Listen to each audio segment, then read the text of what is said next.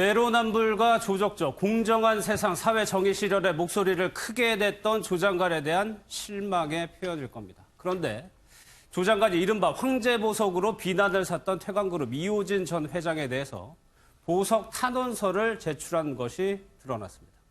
평소 재벌의 비리를 엄단하고 많은 형량을 줘야 한다고 주장했던 터라 또다시 위선이 아니냐는 비난이 나오고 있습니다.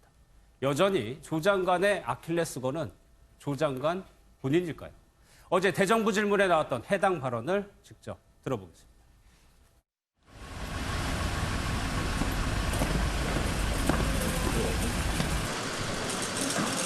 보석 유지에 대해 어떤 부분에 명하셨습니까? 죄송합니다. 회장님, 어떤 게 죄송하세요? 2번이 포함해가지고 사회에 무리를 빚은 게 죄송합니다.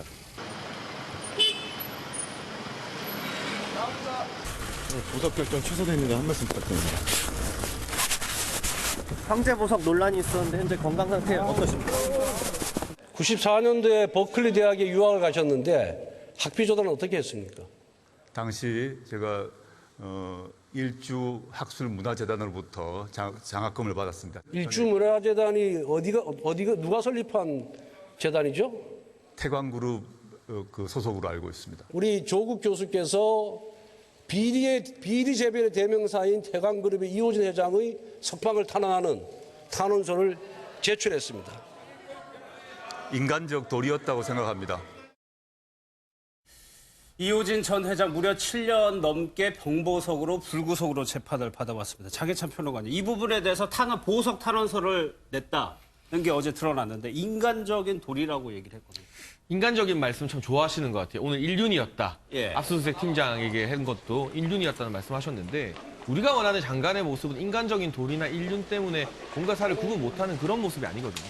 사실 이 이호진 전 회장의 탄원서를 쓴 것도 법적으로 처벌받을 부분은 아닙니다. 예. 그런데 조국 장관께서 그동안 제야에 있으면서 또는 교수로서 진보사회의 지식인으로서 재벌 개혁 그리고 재벌을 향한 엄정한 처벌에 대해서 목소리를 워낙 많이 높여왔었는데 본인은 정작 약 2억에 가까운 장학금을 받았다는 이유로 문제가 정말 많은 황제보석 논란을 일으킨 태광그룹의 이호진 전 회장의 탄원서를 간절한 마음으로 선처 부탁드립니다. 예. 이런 내용을 썼다는 거 아니겠습니까?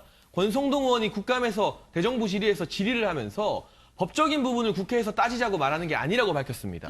장관으로서의 직무 검증성 그리고 도덕성을 검증하는 자리다. 예. 이렇게 밝혔는데요. 이호진 전 회장 같은 경우는 계열사의 와인이나 김치 같은 것을 강매하는 그런 악질적인 수법으로도 악명이 높고 400억 원대가 넘는 횡령 혐의 받고 있고 지금 이미 실형이 선고된 사람이거든요. 3년이 나왔죠. 그렇죠. 실형 3년이 선고되었습니다. 그런 분에게 이렇게 탄원서를 쓰는 분, 과연 엄정한 법 집행을 기대하는 법무부 장관 자리에 어울리는 것인가? 예. 법적인 논란을 떠나서 도덕적으로 많은 국민들이 회의감을 느끼지 않을까 싶습니다. 그러다 보니까 전화한 거 관련해서도 참 이게 하나의 유행처럼 되는 것 같아요. 과거에 조국 장관이 그런 전화 통화에 대해서 관련 SNS를 찾아보면 늘 그게 나와요. 그렇죠. 김용판 청장 관련해서도 굉장한 비판을 했었거든요. 그렇죠. 뭐 구속해야 된다고까지 예. 뭐 강하게 말씀을 하셨죠. 저는 개인적으로는 저 그 태광과 관련된 거는 저 개인적으로 좀 굉장히 저는 짜증이 나더라고요. 왜냐면 조국 장관께 여쭤보고 싶더라고요. 99 센트 데이라는 게 있는 걸 아느냐. 왜냐면 제가 유학할 때요. 그 미국에는 그 홈리스라는 뭐죠? 이렇게 집 없는 예. 뭐 이렇게 노숙자들. 노숙자들을 위한 프로그램으로 버거킹이라든가 맥도날드 이런 데서요. 그 구호 프로그램 중에 하나로 요일을 하루나 이틀을 정해서 99센트의 햄버거를 팝니다. 예. 그러면 저같이 그 가난한 유학생은 거기에 그 홈리스들하고 같이 줄을 서가지고 그거를 많이 사다가 냉장고에 재워놓고 그걸로 연명을 하면서 살아요. 근데 이분은 집안도 되게 좋았던 분인데 잠시만요, 김상희 평론가. 지금 마이크가 좀 떨어져가지고 요거 좀 정비하시는 동안 다른 데 한번 보도록 할게요.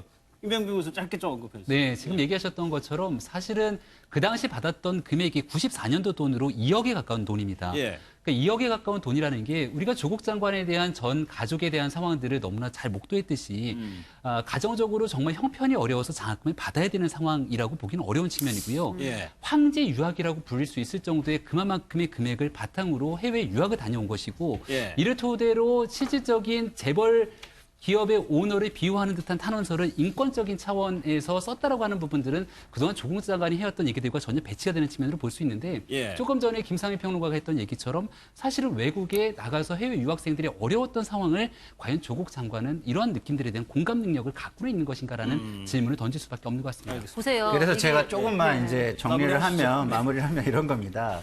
조국 장관께서 뭐라고 말씀하셨냐면 장학금은 경제 수준에 맞춰가지고 주는 것이 맞다 이런 말씀하셨어요. 그런 글도 있었죠. 그래서 저는요 그 글을 보고 너무너무 동의를 하고 너무너무 조국 장관을 신뢰를 했습니다. 예. 그러면 인간적인 도리와 저같이 그 글을 보고 조국 장관을 신뢰했던 국민적 신뢰에 대한 도리 이 두 가지를 따져볼 때 과연 저렇게 그 재벌 예. 그것도 비리 재벌에 대해서 탄원서를 쓰는 것은 국민의 신뢰에 대한 배신이 큰 겁니까? 인간적인 도리를 지키는 것이 더 큰 겁니까? 라는 알겠습니다. 질문을 저는 드리고 싶은 거죠. 김준수 짧게. 예. 이게 지금 재벌이요. 서울대 법대 이제 똑똑한 학생 한 명을 키워내는 겁니다. 장학금을 주면서. 그런 다음에 나중에 본인이 급한 일이 생기면 이렇게 탄원서 같은 것들을 쓰게 해가지고 활용해 먹는 일종의 뭐 아니냐는 의구심을 좀 아니 들을 수 그 있죠. 당연히 그런 지금 그 전제 하에 애당초 재벌은 이제 그런 것들을 계획을 하는 겁니다. 예. 그리고 이제 보석이라는 부분이 있잖아요. 그게 구속 수사를 피하는 재벌들의 회피 수단이 되어 왔어요. 지금까지.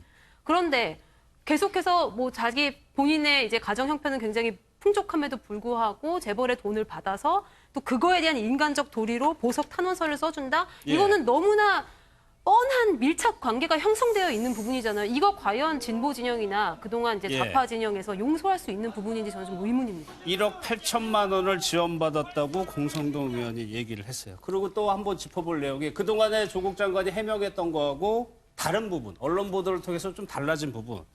서울대 공익인권법센터, 서울대가 공식적으로 밝힌 내용을 한번 볼게요. 장혜진 의원님.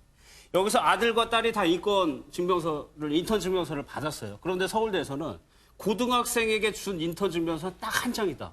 라고 얘기를 했거든요. 최소한 이 한 장이 딸의 것이든 아들의 것이든 예. 나머지 한 사람은 서울대 공익인권법센터에서 공식적으로 인턴 증명서 안 받았다는 그렇게 겁니다. 되는 거죠, 얘기가. 그런데 문제는 이 두 사람 다 인턴 증명서를 본인들의 대학 입시나 대학원 입시에 활용하지 않았느냐.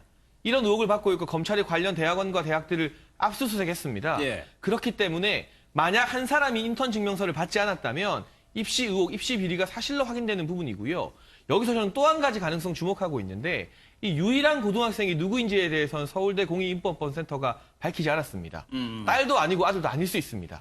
그런 부분도 아직까지 의혹으로 남아있는 부분이고 특히나 아들의 인권법 증명서 양식이 다른 사람들의 양식과는 너무나 다르다는 것을 주강덕 의원이 비교하면서 보여주지 않았습니까? 예. 28명 중에 27명의 양식이 동일한데 이 조국 장관 아들의 양식만 다르고 영문명도 틀리게 나와 있거든요. 저는 아직도 대한민국 최고의 지성의 전람이라고 평가받는 서울대가 본인들의 공식 기관 영문명을 틀릴 수 있다는 게 상식적으로 잘 이해가 안 가요. 예. 이런 부분에 대해서 이게 단순히 근거 없는 의혹 보도가 아니라는 점을 공익인권법센터에서 오늘 공식적으로 확인해 준 것이 아니지 않나. 예. 더욱더 가열찬 수사가 필요한 시점이 된 것 같습니다.